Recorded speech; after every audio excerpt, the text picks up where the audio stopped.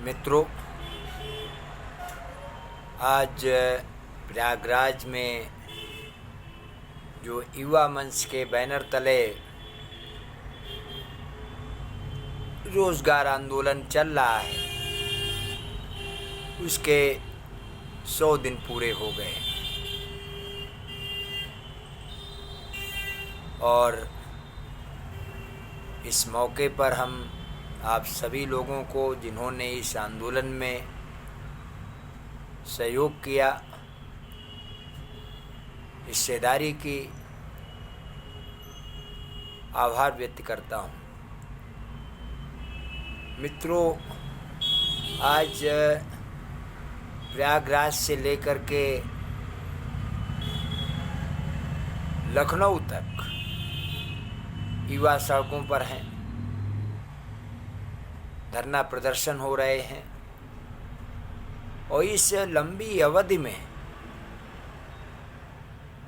हमने सबसे बड़ी उपलब्धि ये हासिल की है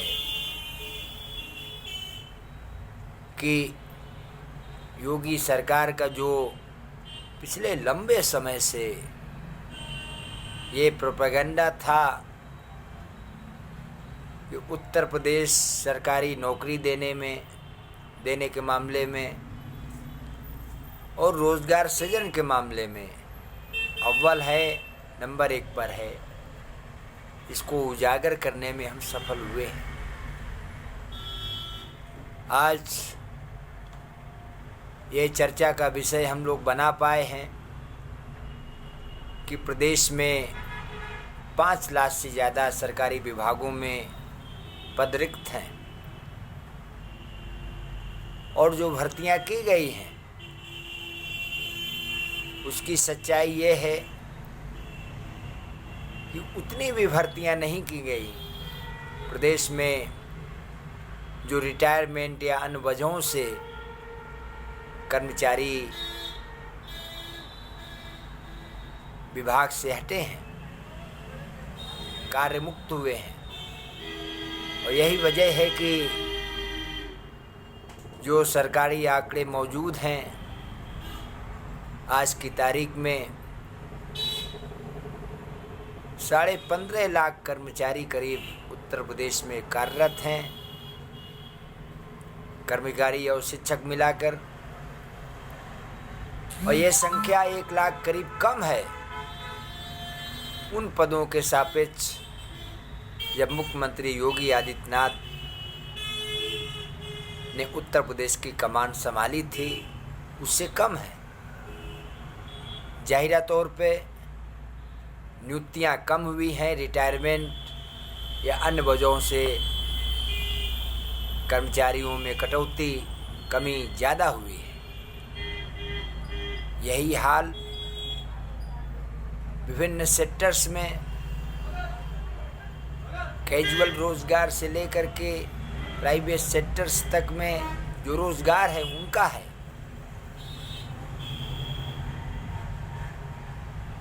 जीएसटी हो, नोटबंदी हो या कोरोना की मार हो, इससे जो अर्थव्यवस्था चौपट हुई उसको पटरी पर लाने का कोई ठोस कार्यक्रम उत्तर प्रदेश सरकार ने बनाया नहीं। अगर कुछ ठोस कार्यक्रम है तो सिर्फ प्रचार का है। इतना व्यवस्थित बेहतर प्रचार जिससे एक गलत धारणा भी बन सकती है किसी की, और किसी ने नहीं किया। दिल्ली से लेकर के पूरे देश में होर्डिंग लगाए गए हैं, 4-4 पेज के विज्ञापन निकाले जा रहे हैं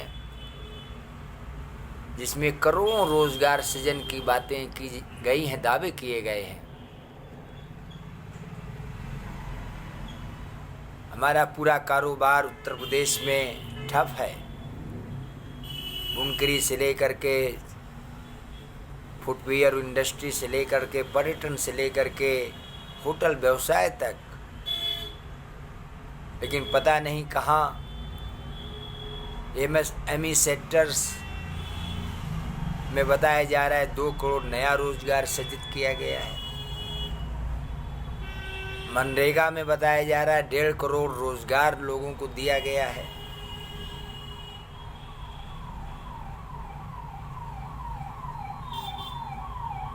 स्किल मैपिंग में बताया जा रहा है 40 लाख लोगों को, युवाओं को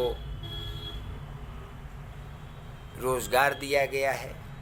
और यह सब मिलाकर के 4.5 करोड़ का दावा किया जा रहा है कि नया रोजगार उत्तर प्रदेश में पैदा किया गया है। इससे बड़ा झूठ और कुछ नहीं होगा। सच्चाई यह है कि रोजगार के जो अवसर थे हर सेक्टर्स में, उसमें बड़े पैमाने पर उन अवसरों में कमी आई है, ख़त्म हुए हैं। यही ज़मीनी हकीकत है। उत्तर प्रदेश से पलायन बढ़ा है, अन्य प्रदेशों में जाने वाले युवाओं की संख्या बढ़ी है। जो लोग काम कर रहे थे, मजदूर, युवा साथी फैक्ट्रियों में, उनका वेतन घटा है। एक और दावा किया गया, सरकारी नौकरी के अलावा 3 लाख आउटसोर्सिंग में रोजगार दिया गया। आउटसोर्सिंग कंपनियां जो सरकारी विभागों में काम कर रही हैं, आप जानते हैं कि उसका कहीं कोई नया रिक्रूटमेंट नहीं है। जो पुराने संविदा मजदूर 10 साल से काम कर रहे थे, संविदा प्रथा का रूप बदला गया। जो छोटे छोटे ठेकेदार थे उनको हटा करके बड़ी आउटसोर्सिंग कंपनियों को ठेका दे दिया गया। उसकी गिनती कराई गई, करीब 3 लाख ऐसे आउटसोर्सिंग कंपनियों में मजदूर काम कर रहे हैं। बिजली विभाग, स्वास्थ्य विभाग आदि में, तमाम सारे विभागों में। और उसको भी उत्तर प्रदेश सरकार दावा कर रही है। तो हमारा ये कहना है कि हमने जो रोजगार आंदोलन चलाया है, इससे प्रदेश की ये जो योगी सरकार का प्रचार है झूठे आंकड़ों पर आधारित है। सच्चाई ये है कि प्रदेश में बेरोजगारी चरम पर है, स्थिति बहुत नाजुक है, युवा त्रस्त है। और ऐसी स्थितियों में हमने इसका उजागर करने में सफल हुए हैं। समर्थन है, हर जगह आंदोलन चल रहे हैं, लेकिन अभी हम रोजगार आंदोलन में वो आवेग प्राप्त नहीं कर सके हैं जिसकी ज़रूरत है।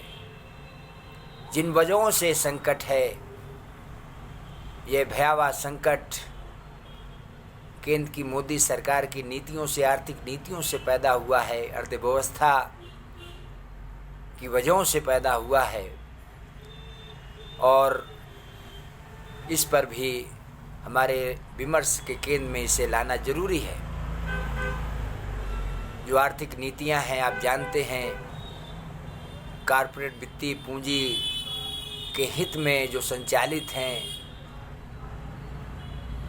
उसी के तहत ये काले कृषि कानून लाए गए थे, या जो बदलाव किया जा रहा है, जो रियायतें दी जा रही हैं, बड़े कॉरपोरेट घरानों को लाखों करोड़ के लोन माफ़ किए जा रहे हैं, टैक्सेस माफ़ किए जा रहे हैं, तमाम सारा रूप बदला जा रहा है जिससे उन्हें मुनाफा हो सके। हमारा खेती किसानी कारोबार सब कुछ चौपट हो जाए, एकाधिकार हो जाए उनका, मुनाफाखोरी के लिए, लूट के लिए। इन नीतियों पे हमें विचार करना है और इसके खिलाफ हमें खड़ा होना है।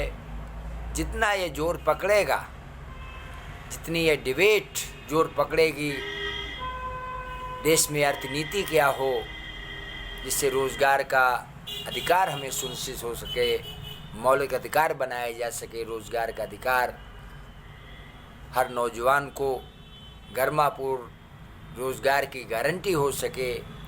आज हालात तो बहुत खराब है। बीटेक एमटेक करके 10,000 रुपये की नौकरी के लिए जद्दोजहद कर रहे हैं, पंचायत सहायक के लिए जद्दोजहद कर रहे हैं, एमटेक पास छात्राएँ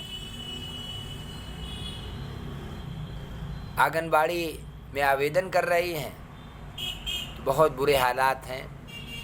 जितना ये बहस, जितना ये अर्थव्यवस्था, अर्थनीति का मामला चर्चा में आएगा, रोजगार का पूरा मुद्दा जोर पकड़ेगा, उतना ही जो रिक्त पदों का मामला है, जिसमें चाहे प्राथमिक शिक्षक भर्ती हो, चाहे एलटी का हो, चाहे टीजीटी पीजीटी का हो, पुलिस का हो या अन्य भर्तियां हों, जिनके बारे में मुख्यमंत्री घोषणाएं करते रहे हैं और अब उससे इनकार कर रहे हैं, रिजेक्ट किया जा रहा है और गुमराह अभी भी किया जा रहा है। इसलिए अब झांसे में युवा ना आए, आने वाला भी नहीं है झांसे में।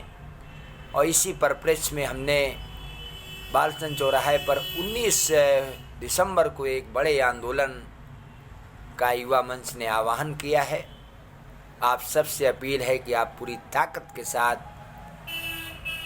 इस अभियान में जुटें और रोजगार का जो महाआंदोलन है, जिस तरह से पिछले 2 आंदोलन इससे 2 साल के दरमियान कोरोना पीरियड में हमने किया है, आंदोलन तो हम लगातार कर रहे हैं, लेकिन 2 बड़े आंदोलन किए हैं। 17 सितंबर 2020 को हुआ, कई हजार छात्र उतरे, और 24 फरवरी 2021 को, जिसमें हम लोगों को जेल भेजा गया, छात्रों की गिरफ्तारी हुई, लाठीचार्ज हुआ।